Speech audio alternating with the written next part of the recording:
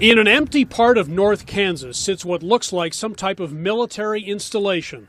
It's heavily guarded with barbed wire fencing, surveillance cameras, and an armored vehicle. And this menacing-looking door. But once that door shuts behind you, this is a separate pool area. You're in an entirely different world, a resort of sorts. 75-foot long pool, 50,000 gallons. A pool that's kept at 28 degrees Celsius year-round. Let's walk down here. It's part of developer Larry Hall's cruise ship-like creation.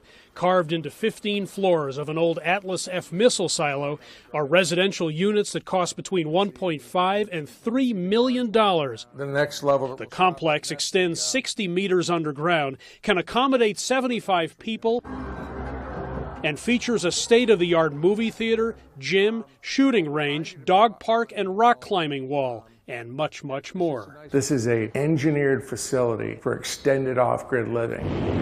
It was the Cold War between the U S and the Soviet Union that gave birth to these missile silos. It was 9/11 that got Hall thinking about erecting a building that could withstand a nuclear attack. Then his friend said, "Why don't you do the whole facility, clear that out, and make it into a condo?" And I went, "Yeah, I just thought that would be kind of overwhelming."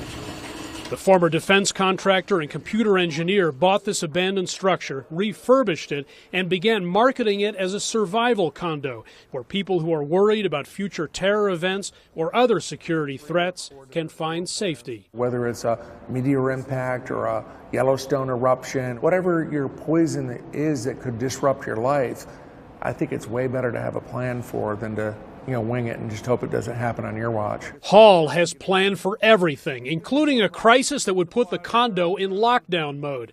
Hundreds of man-years worth of canned food are on hand here. There are fish and vegetable growing areas, 5 different power sources. Water in 3 underground tanks is purified first. So this filters down at the submicron level. There's also extensive firefighting capability and a very well-armed security force. It's a pretty low crime area. They even have a holding cell, so if somebody has a bad day for whatever reason, too much stress, too much to drink, they get an adult timeout. State-of-the-art classroom. And during lockdown, residents will be expected to work 4 hours a day. So there are classrooms for homeschooling as well as medical facilities. This is the pee in a cup room. All this in the event of a cataclysm, the odds of which some might argue are close to 0. Really?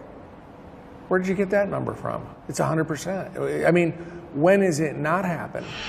Theater and lounge level. 12 people, all self-made millionaires, Hall says, are now survival condo owners. They're not choosing this to be their primary residence, but they're acknowledging that this solves a lot of their concerns in the world, and they sleep a lot better at night. It's the ultimate insurance policy for those who can afford it. It's a pretty neat place. Hendrik Sabrandi, CCTV, near Concordia, Kansas.